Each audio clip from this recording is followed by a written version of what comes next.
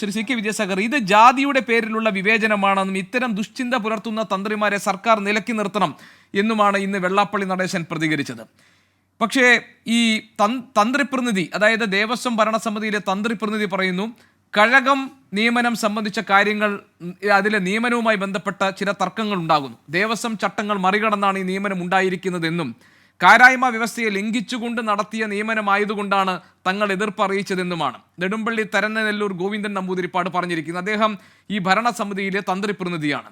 അങ്ങനെയാണെങ്കിൽ അത് നേരത്തെ ശ്രീ ആർ വി ബാബു ഒക്കെ പറഞ്ഞതുപോലെ ഒരു തൊഴിൽ തർക്കം എന്ന നിലയിൽ, അതായത് പാരമ്പര്യം കാത്തുസൂക്ഷിക്കാൻ തീരുമാനിക്കുന്ന അല്ലെങ്കിൽ അതിന് അവകാശപ്പെട്ട തന്ത്രിമാർ അവർ പറയുന്നു ഇത് ആചാര ലംഘനമായി മാറുന്നു, ഇത് ശരിയായ രീതിയിൽ ഈ തൊഴിൽ ചെയ്യാൻ പര്യാപ്തനായ ആളല്ല എത്തിയിരിക്കുന്നു എന്ന വാദം അവർ ഉന്നയിക്കുന്നു. കാരായ്മ വ്യവസ്ഥ ലംഘിച്ചിരിക്കുന്നു എന്ന് പറയുന്നു. ആ നിലയ്ക്ക് കൂടി നോക്കിക്കാണേണ്ടുന്ന ഒരു പ്രശ്നമാണോ കൂടൽമാണിക്യത്തിലെ പ്രശ്നം?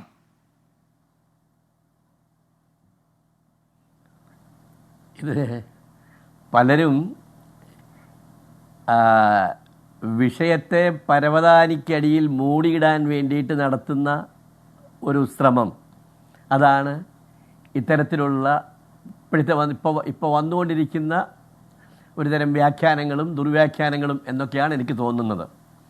ഇത് വളരെ സ്പഷ്ടമായിട്ടും ഒരു ഈഴവൻ കഴകത്തിൻ്റെ ജോലി ചെയ്യാൻ യോഗ്യനല്ല എന്ന മട്ടിൽ ഉള്ള ഒരു ചിന്ത, അതിന് തന്ത്രിമാർ ആ ശാഠ്യത്തിൽ ഉറച്ചു നിൽക്കുന്ന ഒരു സ്ഥിതിവിശേഷം. അങ്ങനെ തന്ത്രിമാർക്ക് ശാഠ്യം പിടിച്ചുകൊണ്ട് നിൽക്കാൻ കഴിയുന്ന ഒരു മേഖലയല്ല അത്.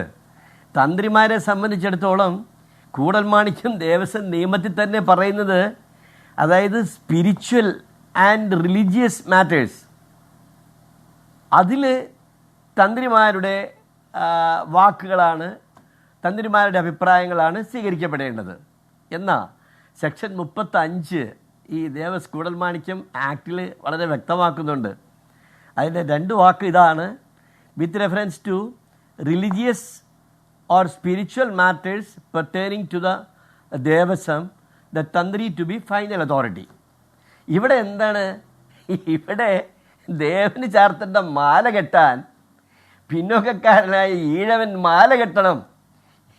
അങ്ങനെ മാല കെട്ടിയാൽ അത് കുഴപ്പമാവും, ദേവൻ്റെ ചൈതന്യം തന്നെ കുഴപ്പമായേക്കും, അപകടമാവും എന്നൊക്കെ തന്ത്രിമാർ പറഞ്ഞു തുടങ്ങിയാൽ അവർ ഈ 21-ാം നൂറ്റാണ്ടിലാണ് ജീവിക്കുന്നത് എന്നത് വിസ്മരിച്ചുകൊണ്ടുള്ള ഒരു വർത്തമാനമാണെന്നാണ് എനിക്ക് തോന്നുന്നത്. ഒരിക്കലും അംഗീകരിക്കാൻ പാടുള്ളതല്ല. ഇനി വേറൊരു വകുപ്പുണ്ട് കേട്ടോ ഈ ആക്റ്റിൽ. ഞാൻ ഈ കൂടൽമാണിക്യം ആക്ട് നോക്കാൻ എനിക്ക് അവസരം ഉണ്ടായിട്ടില്ല. ഇന്നിപ്പോൾ ചർച്ചയിൽ ഉണ്ടെന്ന് പറഞ്ഞപ്പോൾ അതൊന്ന് പരിശോധിക്കുകയായിരുന്നു. അതിൻ്റെ 4-ാം വകുപ്പിൽ ഈ തന്ത്രി ഈ ഭരണസമിതിയുടെ ഒരു നോമിനേറ്റ് ചെയ്യപ്പെടണം, ഒരു തന്ത്രി ഉണ്ടാവണം. ആ തന്ത്രി അവരെല്ലാം ഒരു സത്യപ്രതിജ്ഞാവാചകം ചെയ്യണം, ഒരു സത്യപ്രതിജ്ഞ. ആ സത്യപ്രതിജ്ഞതയിൽ അതാണ്: I do swear in the name of God Hindu that I profess Hindu religion and believe in temple worship and I do not believe in the practice of untouchability. തന്ത്രി ഉൾപ്പെടെ ഈ ഭരണസമിതിയിൽ അംഗമാകുന്നവർ ചാർജ് എടുക്കുന്നതിന് മുൻപ് നടത്തേണ്ട ഒരു സത്യപ്രതിജ്ഞാ വാചകത്തെ പറ്റിയാണ് ഞാൻ സൂചിപ്പിച്ചത്. അപ്പോൾ ഇത് അൺടച്ചബിലിറ്റി അല്ലാതെ എന്തുട്ടാണെന്ന് എനിക്ക് മനസ്സിലാവണില്ല. വാര്യസമാജക്കാർ മാല കെട്ടിയാൽ മാത്രമേ ദേവന് ശോഭയാവുള്ളൂ. ഒരു സാധാരണ ഈഴവൻ കെട്ടിയാൽ അത് ദേവന് സ്വീകാര്യമാവുകയില്ല എന്നൊക്കെ പറഞ്ഞാൽ, ഞാൻ എൻ്റെ ഓർമ്മയിലേക്ക് വരണത് പണ്ട് ഗുരുവായൂരിൽ ഒരു പ്രസാദകൂട്ടുണ്ട്, ബ്രാഹ്മണർക്ക് വേണ്ടിയിട്ടുള്ള പ്രസാദകൂട്ട്. ആ പ്രസാദകൂട്ട് നടന്ന കാലത്തെക്കുറിച്ച് എനിക്ക് ഓർമ്മ വരും.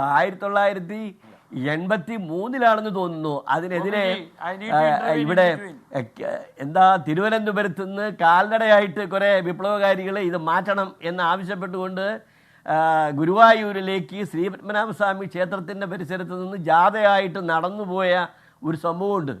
എനിക്ക് പരിചയമുണ്ടായിരുന്ന ഒരു ദളിത് നേതാവ്, അദ്ദേഹത്തിൻ്റെ പേരിതാ എൻ്റെ നാവിലിപ്പോൾ വരുന്നില്ല, കല്ലറ Sukumaran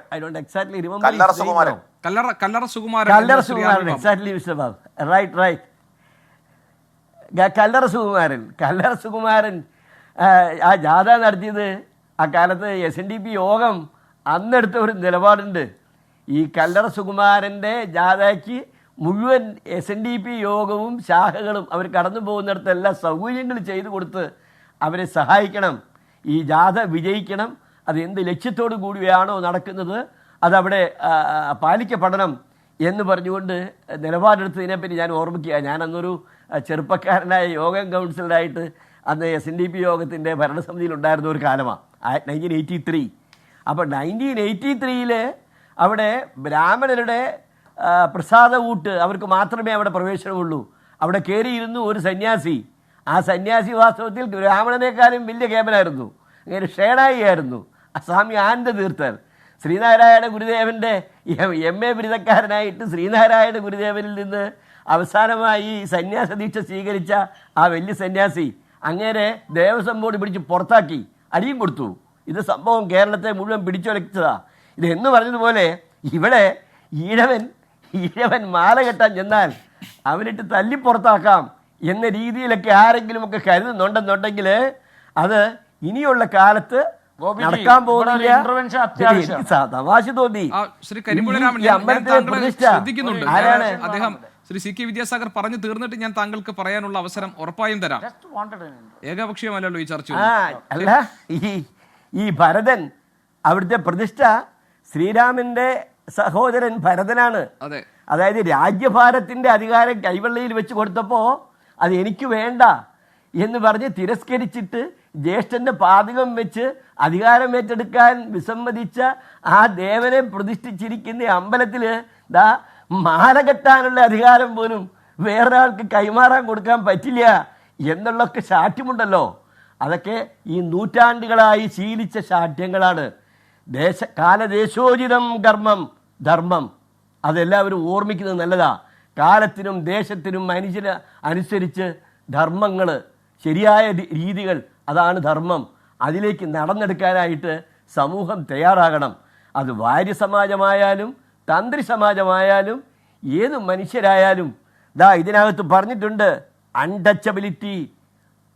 I won't practice it എന്ന് സത്യപ്രതിജ്ഞ ചെയ്തിട്ട് കയറിയിരിക്കുന്ന തന്ത്രിയാണ് പറയുന്നത്, ഈഴവനെ വെച്ചാൽ കുഴപ്പമാണ്, അയാളെ മാറ്റിക്കോ, ഇല്ലെങ്കിൽ ഞങ്ങളിവിടെ പണിമുടക്കും.